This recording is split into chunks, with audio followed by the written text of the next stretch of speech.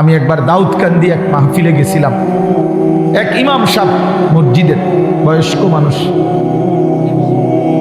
উনি আমার এই জড়ায়া ধরে কাঁদছিল, আমার মনে আছে। উনি বলছিল, হুজুর, কানতে কানতে বলছিল, হুজুর, আমি 28 বছরের জীবনে ইমামতির, আজ 28 বছর এই মসজিদে ইমামতি করি। আমার জীবনের কত স্বপ্ন, কত আশা, বাচ্চাদের কত আবদার, বউ বাচ্চার কত চাওয়া পাওয়া, কিছুই পূরণ করতে পারি নাই হুজুর। অল্প কয়টা টাকা বেতন পাই, টানা হেসরা করে জিন্দিগিটা কাটাইছি হুজুর। বাকি হুজুর আপনারে মহব্বত করি, আপনার কাছে আমি জানতে চাই আমার এই কষ্টের বিনিময়ে আমি আখেরাতে পাবো কিনা। আমি কি বলবো, আমিও কাঁদছি তখন। হায় হুজুর, কি বলবেন? চোখটা বন্ধ হলে দেখবেন আপনি আখেরাতে বাদশাহ। ইনশাআল্লাহ আমি বললাম, আপনি দেখবেন আপনি বাদশাহ, আপনি বাদশাহ। যারা আপনার এই দুনিয়াতে মূল্যায়ন করে নাই সেদিন তারা আফসোস করে, আফসোস করে। তো এই জন্য বললাম, আল্লাহ তাআলা ওই ইমানদার বান্দাকে বলবে, আমার বান্দা দুঃখে ভরা জীবনটা কাটাই আসছো, ঠিক না? খুব কষ্ট পাইছো আমার বান্দা দুনিয়াটা, কিন্তু আল্লাহর কসম শুনেন, নবীজি বলছে ওই ইমানদার বান্দা সে তখন আল্লাহ পাককে বলবে, আয় মাওলা, আল্লাহর কসম মাওলা, জীবনে হায়াতে দুনিয়ার জীবনে দুঃখ কি জিনিস আমি কোনোদিন দেখি নাই। প্রিয় বন্ধু, 10 সেকেন্ডের জান্নাতের আরাম বাতাস তার 70 বছরের দুঃখ ভুলে। ছেলেরা, বন্ধু, তোমরাও মনে রাখো, বাপ, আমরা 200 কোটি মুসলমানও যদি খোদার কসম রাত দিন যদি আমরা মেহনত করি দুনিয়া অর্জনের জন্য, পরিশ্রম করি, মাথার ঘাম পায়ে ফেলে যদি আমরা দুনিয়ার কর্ম সবাই মিলে করি, দিবানিশি 200 কোটি মুসলমানে মিলে কেউ অলসতা না করে, তারপরেও আল্লাহর কসম, রব্বে কাবার কসম, কাফের বেঈমানদের সমান সমপরিমাণ দুনিয়া আমাদের মিলবে না। এটা দিত না মালিকের, যিনি দেওই না উনি কইতে আছে আমি দিতাম না, তো জোরাজোরি করে দিলাম, আমি পারতেন না। আল্লাহ বলছে, আমি বান্দা আমি দেব না, আমি মোমেনকে দুনিয়া দেব না পুরা। ওয়াদারনি ওয়াল মুকাদ্দিবিনা উলিন নি'মাতি ওয়া মাহিলহুম কালিলা। আল্লাহ বলছে, শোনো বান্দা ইমানদার, এই আমার ইমানদার বান্দা, মিথ্যাবাদী নাফরমানদের জন্য অল্প কিছু সময়ের জন্যে দুনিয়াটা ছেড়ে দাও। ওয়াদারনি, আমার ছেড়ে দাও বান্দা, আমি তা করে একটু দুনিয়াটা দেই। কটা ভাত খাওয়াইতে লইছি, দুটা ভাত খাওয়াইতে দাও। কতদূর বাদগ্রস্ত একটা বিল্ডিং, একটা মোটরসাইকেল, একটা প্রাইভেট কার, কতক্ষণ এই বেড়া বেড়ি দফাদফি ফালাফালি করতে দাও বান্দা। কত 60 বছর, 65 বছর, 70 বছর বান্দা, এরকম করো কা 60-70 বছরের লেগা দুনিয়া ছেড়ে দাও। অনন্তকালের জান্নাত আমি তোমাদেরকে দিয়ে দেব। আখিরাতে গেলে দেখবা, আহা, কোরআন শরীফে আছে, খোদার কসম বাপ, নাফরমানকে জিজ্ঞেস করা হবে, হে বেঈমান, দুনিয়ায় কতক্ষণ ছিল তো 60 বছর, 70 বছর, কিন্তু আখিরাতের দৃশ্য দেখে সে বলবে, লাবিসনা ইয়াওমান আও বা'দা ইয়াওমিন, হায় মাওলা, হয়তো একদিন ছিলাম অথবা একদিনের অর্ধেক বা কিছু অংশ ছিল। 60 বছরের দুনিয়া তার কাছে একদিনও মনে হবে। হাদিসের মধ্যে আছে, বিশ্বাস করেন বাপ, আমি নিজে পড়ছি, পড়াইছি, আল্লাহ নবী সাল্লাল্লাহু আলাইহি সাল্লাম বলছেন, কোন নাফরমান যে মৃত্যু পর্যন্ত দুনিয়াতে কোনোদিন 1 মিনিটের জন্য দুঃখ দেখে নাই, সুখের সাগরে ছিল, কোনোদিন দুঃখ পায় নাই এমন, অথচ নাফরমান পাপী, আল্লাহ তাআলা ফেরেশতাকে বলবে, আমার এই নাফরমান বান্দাকে জাহান্নামের বাহিরটা একটু হাঁটাইয়া আনো, আর জাহান্নামের একটা দরজার সামনে একটু দাঁড় করাইও। 1 মিনিট কদ্দুর খাড় করাইবা, ভিতরে না, দরজার সামনের থেকে নিয়ে আসবা।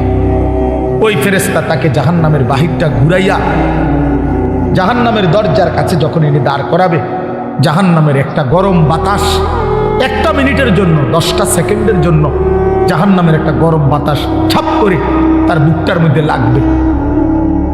এরপরে ফেরেশতা তারে নিয়ে আসবে, আনার পরে হাসরের মাঠে, প্রিয় বাপ, প্রিয় সন্তান, আমার ছেলেরা আমার, আল্লাহর কসম নবীজি বলছে, আল্লাহ পাক তখন ওই সুখে ভরা নাফরমান ব্যক্তিটাকে জিজ্ঞেস করবে, আমার বান্দা, দুনিয়াটা তো বড় সুখে আরামে নিশ্চিন্তে কাটাই আসছো, ঠিক না? আল্লাহর কসম ওই বান্দা তখন বলবে, আয় মাওলা, আপনার জাতের কসম মাওলা, জীবনে দুনিয়ার হায়াতে সুখ কি জিনিস আমি জীবনে কোনোদিন দেখিনি। বিশ্বাস করি, এটা হাদিসের। আবার আমি ব্যক্তিগতভাবে খামখেয়ালি কথা কম বলি, এটা হাদিস। অর্থাৎ জাহান্নামের 10 সেকেন্ডের ওই দরজার মুখের একটু গরম বাতাস তার 60 বছরের 70 বছরের সুখ 1 মিনিটে 1 সেকেন্ডে 10 সেকেন্ডে ভুলে গেছে, সব ভুলে গেছে। আল্লাহ তাআলা ফেরেশতাকে আবার বলবে একজন ইমানদার বান্দাকে দিয়ে, যে বান্দা জীবনে কোনোদিন মৃত্যু পর্যন্ত সুখ পায় নাই, দুনিয়া কষ্টে কষ্টে জীবন কাটাইছে, কিন্তু আল্লাহকে ছাড়ে নাই, আল্লাহর বন্দিগি ছাড়ে নাই, অভাবের সংসারে, দুঃখ কষ্ট যন্ত্রণার সংসারে নামাজ ত্যাগ করে নাই, আল্লাহকে নারাজ করে নাই, আল্লাহ পাক বলবে ফেরেশতা আমার এই ইমানদার বান্দাকে জান্নাতের চারদিকে একটু হাঁটাইয়া আনো, আর লাস্টে একটু দরজার মুখে দাঁড় করাইয়া আনবা। এই বান্দাকে সারা জান্নাতের চারদিকে ঘুরাইয়া দরজার সামনে যখন আনবে তো 10 সেকেন্ডে জান্নাতের একটা আরামদায়ক বাতাস তার বুকে আইসা লাগবে। এরপরে তাকে আল্লাহর সামনে আনা হবে। মহান আল্লাহ পাক রব্বুল আলামিন সেই বান্দাকে বলবে, আমার বান্দা, দুনিয়ার জীবনটা আমার মুমিন বান্দা বড় কষ্ট করে আসছো বান্দা, কত সুদের টাকা, ঘুষের টাকা, কত হারাম টাকার সুযোগ ছিল, কামাই করো নাই।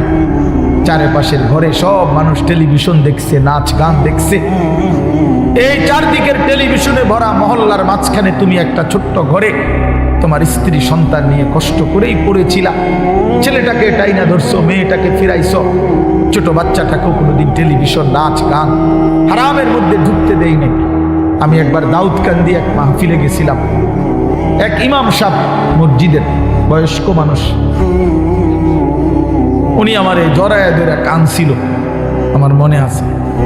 উনি বলছিল, হুজুর, কানতে কানতে বলছিল, হুজুর আমি 28 বছরের জীবনে ইমামতির, আজ 28 বছর এই মসজিদে ইমামতি করি, আমার জীবনের কত স্বপ্ন, কত আশা, বাচ্চাদের কত আবদার, বউ বাচ্চার কত চাওয়া পাওয়া, কিছুই পূরণ করতে পারি নাই হুজুর।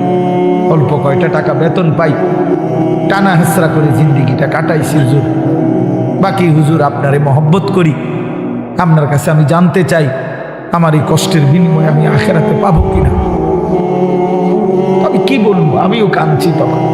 হায় হুজুর, কি বললেন? চোখটা বন্ধ হলে দেখবেন আপনি আখিরাতে বাদশাহ।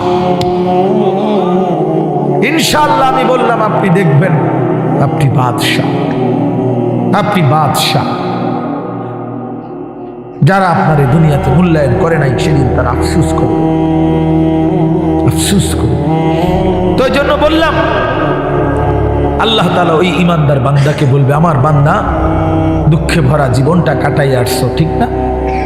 খুব কষ্ট পাইছো আমার বান্দা দুনিয়াটা, কিন্তু আল্লাহর কসম শুনেন, নবীজি বলছে ওই ইমানদার বান্দা সে তখন আল্লাহ পাককে বলবে, আয় মাওলা, আল্লাহর কসম মাওলা, জীবনে হায়াতে, দুনিয়ার জীবনে দুঃখ কি জিনিস আমি কোনোদিন দেখি নাই।